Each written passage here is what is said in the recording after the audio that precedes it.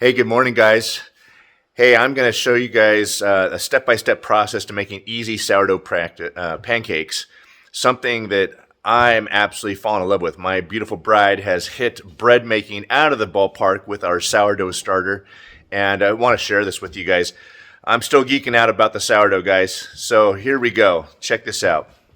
Welcome to Hidden Valley Homestead, where my wife Olivia and I escaped the city to homestead our off-grid property in Idaho. This is our journey.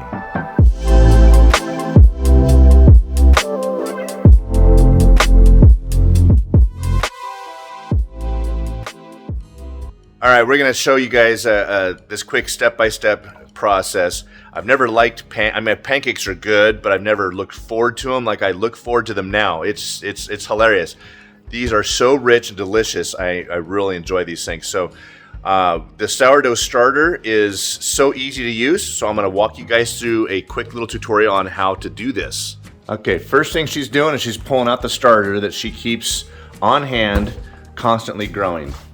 All right, guys, if you guys want a tutorial on making a starter, this is the starter that we keep in the fridge all the time, and this is what we pull out of to make everything that we're making. You guys can check that out on Olivia Made YouTube channel, and you can see how she makes that. So she's going to put some of this in here to make enough starter to make these pancakes. So when I added my starter onto here, I added 70 grams of flour and 70 grams of water.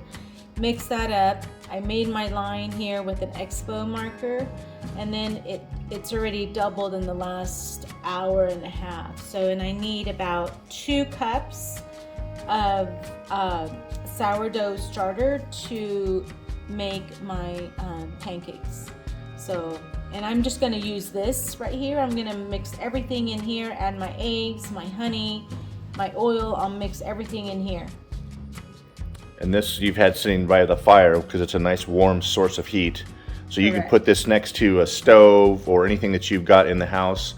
You can it'll allow this to start growing. You're basically making more starters, what you're kind of doing, but it's more of the dough, right? Mm-hmm. So how much starter did you put in there to begin with before you made this? So I probably put in maybe just half a cup of starter. Okay. And then you added your 50 grams of water and 50 grams of flour. Right, or you can add 70 grams, whatever. It's just got to be same amount of grams. Equal amounts when you're adding. And you made that green line. That's where it started. That's where the level came up to. When I mixed the ingredients with the flour and I added the water and all that with my starter, it came up to here. So I use an expo marker instead of a rubber band. Why? That's a reference mark? Yeah, it's a reference mark of where it was, so that way it allows me to see how much it's grown. Oh, so in the last hour and a half it's grown. It's almost doubled in volume. Yeah. For the growing. Yeah. Okay, cool. So now you're ready to make your batter. Yes. Okay.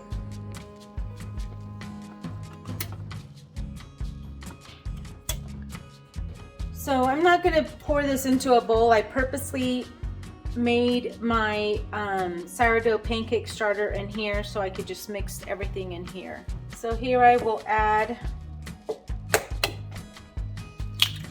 2 eggs. So you don't put eggs in Krusty's pancake mix, but you're putting eggs in this? So this is more of a rich, nutritious pancake. 2 tablespoons of honey. That's about 1. And that's about 2. 1 teaspoon of baking soda, half a teaspoon of salt,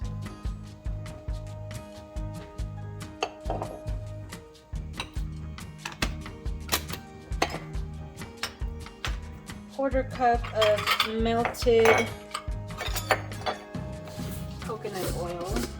Now, why coconut oil versus butter or vegetable oil? I would say it's just healthier. That's the nice thing about using metal measuring cups is you can put them right on the stove and it doesn't hurt them. Is that melted enough? Or does it need to melt some more? I'm going to pour it in here. Oh, okay. So 1/3 cup. And then this I'll use on griddle. On the griddle. Mm-hmm.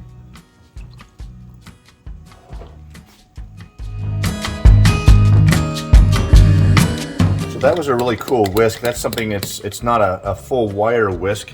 It's just a round circle with the whisk in the middle. It makes stirring easier. Yes. Okay. It's been so nice having this. So let's review our while you're stirring. We'll review those ingredients again. So you got your sourdough starter, honey, 2 eggs, cups. 2 cups of sourdough starter, 2 eggs, 2 eggs, a 1/4 cup of coconut oil, melted, 2 tablespoons of honey, okay, 1/2 teaspoon of salt, and 1 teaspoon of baking soda. Oh, baking soda. Oh, okay. And this is our pancake batter ready to go. This is it right Okay. here. I just pour it out of here. So while you're stirring that, tell everybody about the timing of this. You want to start this a couple of hours before you want to make your pancakes because you need to give it time to rise. Could you theoretically do this the night before and then put it in the refrigerator, or would it not be fresh, or would it collapse overnight in the refrigerator, or you leave it out all night? When your sourdough starter is rising, it comes to like a dome, and then it'll start collapsing down.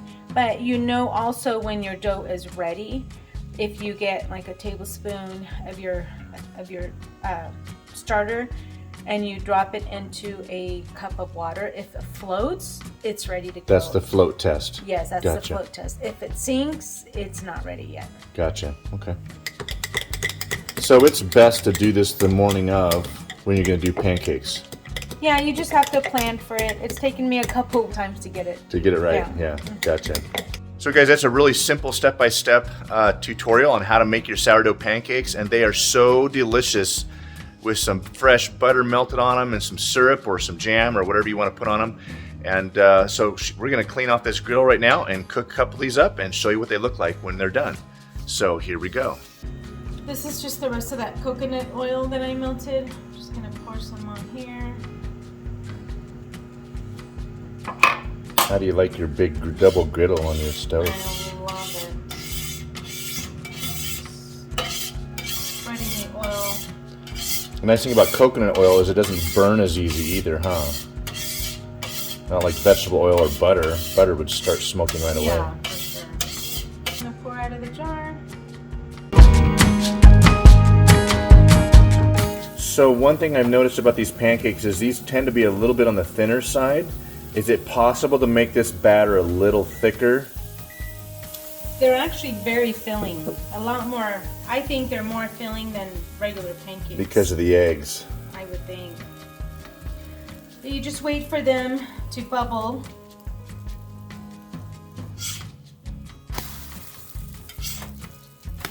Wow, those look puffy and delicious.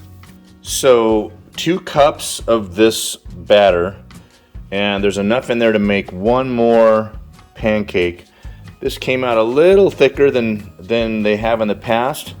And so we've gotten 6, we're gonna get 7.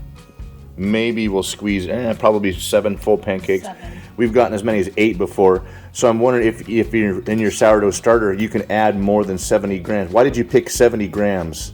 Was that just what You just pick an amount. You can go. As long as you use even amounts? You don't even amounts. Yeah, it's mainly about the consistency of the batter. Okay. If you don't want it too watery when you're mixing it up, because it'll take forever to rise.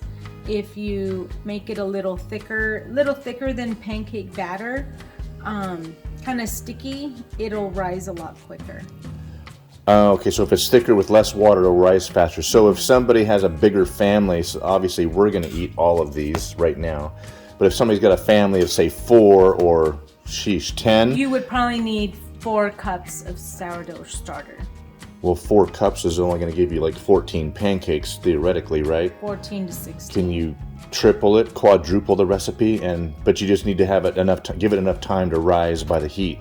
Yes. Yeah. Okay. I would definitely probably, if you're going to triple it or quadruple it, I would definitely maybe do 2 or 3 different jars. Oh, instead, or what about a bowl? Can you put it in a bowl? I guess you could. Thank you, Lord, for this beautiful day. Thank you for this amazing meal. And thank you for your provision. In your son's name, amen. I just like butter and syrup. She likes to get it all dolled up. You want some butter on yours? Yes. Bananas.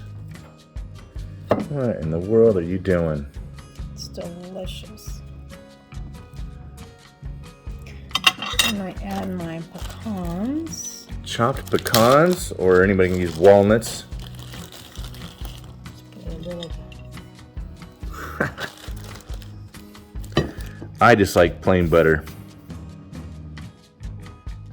Scott likes his syrup warmed up. It has to be nice and hot. Yep, it's got to be hot syrup.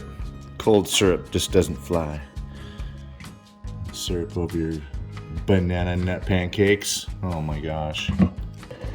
Yummy, yummy. Oh, is that good? Mm-hmm. Oh man, these melt in your mouth, guys. Guys, why am I showing you guys this stuff? We are off grid. We're homesteading. We can see what's going on out there in our society. They are tainting our foods.